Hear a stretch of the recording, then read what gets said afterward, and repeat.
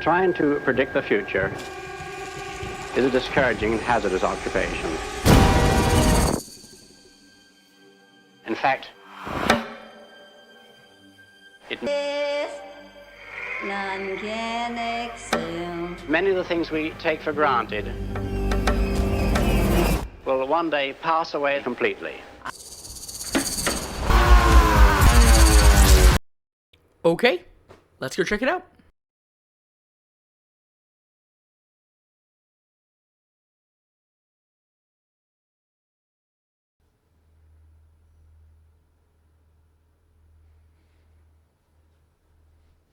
Huh. That was really good.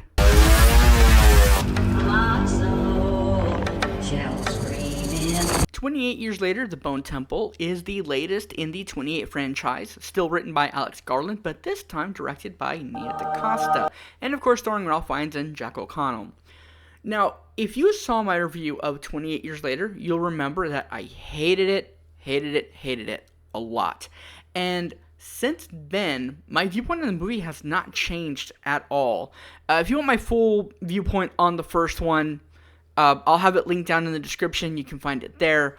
But, you know, when I heard about this one, because I know that they were going to make this into a trilogy, I had no hopes for any sequels. I figured they'll probably all be the same.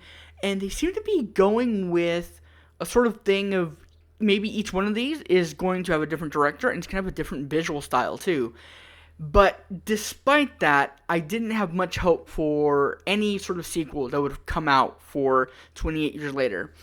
And I saw the trailer, and it did nothing for me, unlike the previous trailer did for 28 Years Later. But I was like, okay, let's go check it out. I'm ready to be heard again, right? Went and saw it, and I wasn't at all. I thoroughly loved this one a lot. I really think a lot of my love for this movie is actually attributed to Nia DaCosta's direction.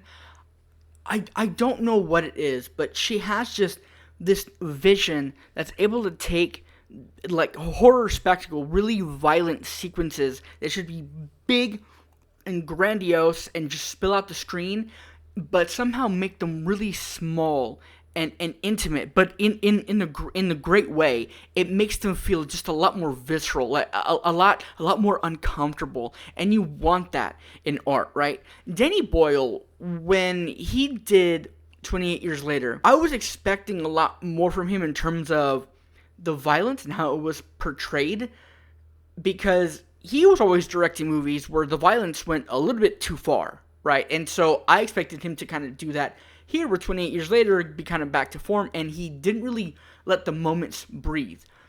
Nia DaCosta lets these really awful moments breathe, and it gives weight to the situations. You feel for the characters in the moment, and a lot of the times you want to look away, but you just can't. This time around, we're focusing a lot more on Ralph Fiennes' character, Dr. Kelson, and the Power Rangers from the very last few minutes of 28 Years Later. Now, what I find very funny here is that at the end of 28 Years Later, they were flipping around, doing parkour. You know, they were essentially just ninjas, post-apocalyptic, zombie apocalypse ninjas, right? But they didn't really do that here. So that was just a testament of just Danny Boyle's direction in that movie, because they don't do any of that here. They do, you know, some, like, cool stuff with the infected, and, you know, they're very threatening, but they're not flipping around and doing parkour. They're not doing all of that.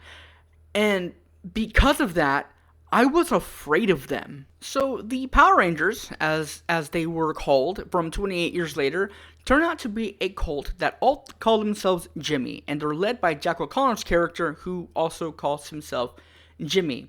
And for them, they are carrying out atrocities across the land via orders given to them by an entity known as Old Nick. And they have this initiation where there can only be 5 of them, so if they meet a new member, the new person that they want to initiate has to fight and kill one of the existing members. If they win, they take their place.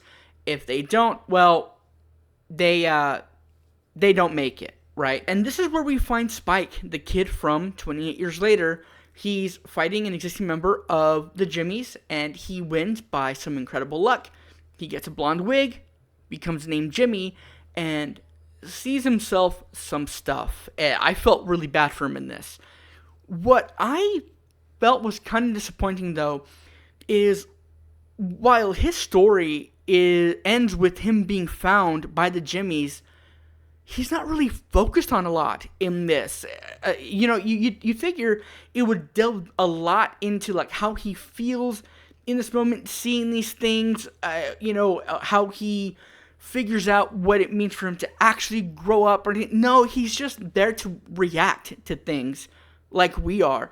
A lot of his dialogue is a lot of "I want to go home." It's a lot of that coming from him, and I was disappointed in that. It didn't take from the movie, but I was getting disappointed because it was as if Spike's story from the previous movie didn't really mean anything when it was all we were given in the previous movie. And it just, I don't know, they just did away with him in this kind of a little bit. And it was sort of disappointing. What wasn't disappointing, though, was Jack O'Connell. So we are once again seeing Jack O'Connell play a villain that is very complicated.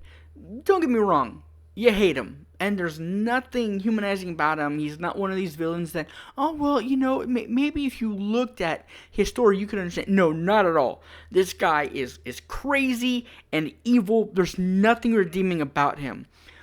But the thing is, he's not just evil just because.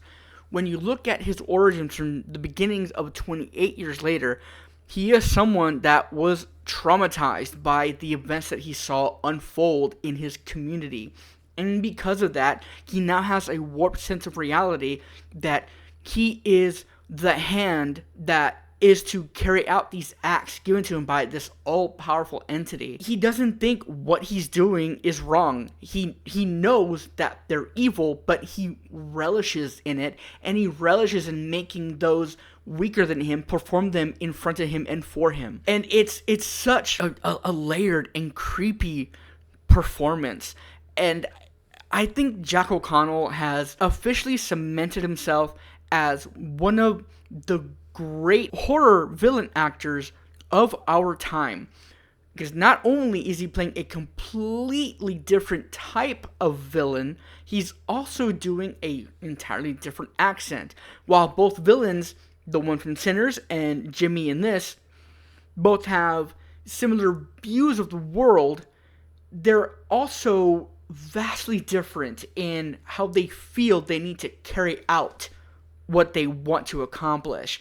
Whereas his character in Sinners feels as if he's going to unite the world and people by carrying out the acts he is. Jimmy wants to burn it all down. And in either performance, you feel that from Jack O'Connell. It's fantastic. He was amazing to watch. I loved every minute he was on screen. This movie story really should have been the story of 28 years later. It shows the dichotomy of man and how they would view something like this, an incident like this. On one end, you have Jack O'Connell's Jimmy, who believes that what's happening is some sort of divine punishment for how humanity has treated its environment and the surrounding world around them, right? Then you have Dr. Kelson, played by Ralph Fiennes, who we get a lot more of in this, who is a doctor, a man of science, and he understands what scientifically has been causing the infection. He believes that it can be cured. And this part of the movie with Dr. Kelson is where the movie is best, I think. So we meet him in his bone temple, in his hideout, and we see that he's actually been working on a cure, and he actually forms a bond with the alpha-infected Samson. It's, Oh, it's a penis! I don't know. A penis! It's a big dick! Yeah, that one. And this is so interesting because it, again, kind of like 28 years later did in parts of its story, is showing the evolution of this world where somebody has taken the initiative to actually study the monsters outside to see what makes them tick. Why are they the way they are? And he's come to understand them. So he doesn't. Well, he fears them, but not like everyone else does.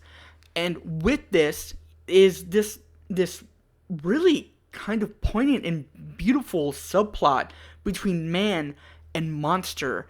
And they form this bond where Samson comes to respect Kelson. Kelson gets through to him.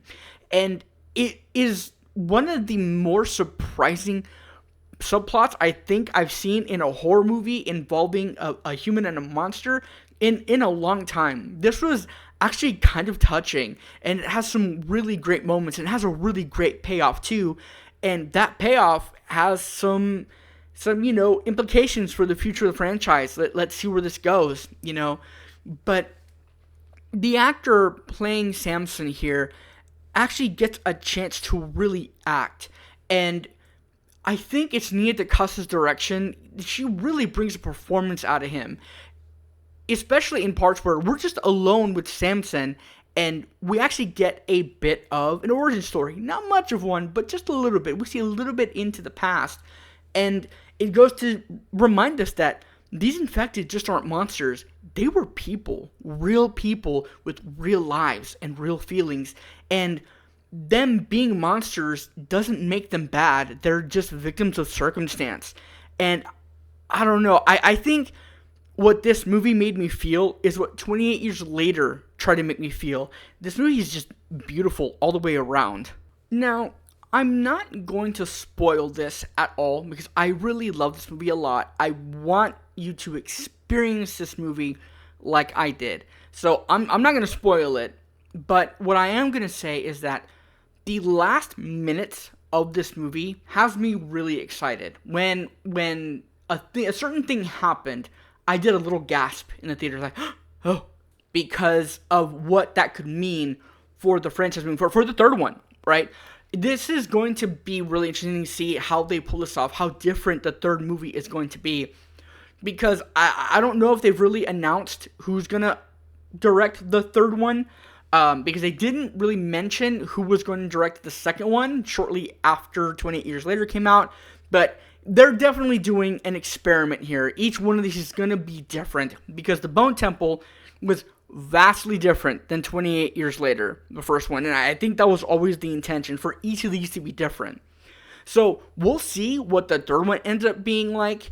But just trust me when I say, if you're a fan of this franchise, the last few minutes of this movie is going to make you really excited. So I'm going to be honest, I don't have much else to say about this movie because I don't want to reveal too much. Because I want everyone to go check this out and really experience this one. The last one I didn't give a crap about. I spoiled the heck out of the movie because it frustrated me so much I had to get that out. But with this one, I can't think of any actual flaws, really. The whole thing with Spike taking a back seat isn't really a flaw. It's not even really a nitpick, really. It's just an observation that I made.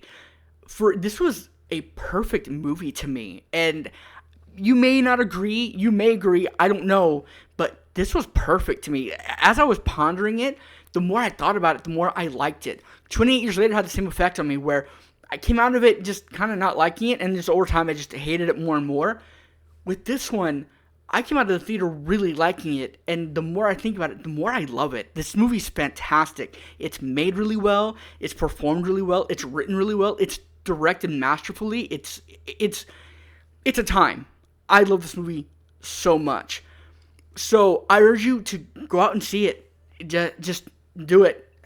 Because I think you'll feel exactly as I do. And if you don't, hey, that's fine. It's all subjective. But I had a thoroughly good time. I love this movie a lot. And if you were like me and you were just infuriated by the lack of focus that 28 Years Later had, you'll really like this one here. It's a lot more focused. It's a lot more specific. It knows the story it wants to tell, and it tells it. And its execution of that story is just bar none. It's amazing. But love them or hate them, those are my thoughts on 28 Years Later, The Bone Temple.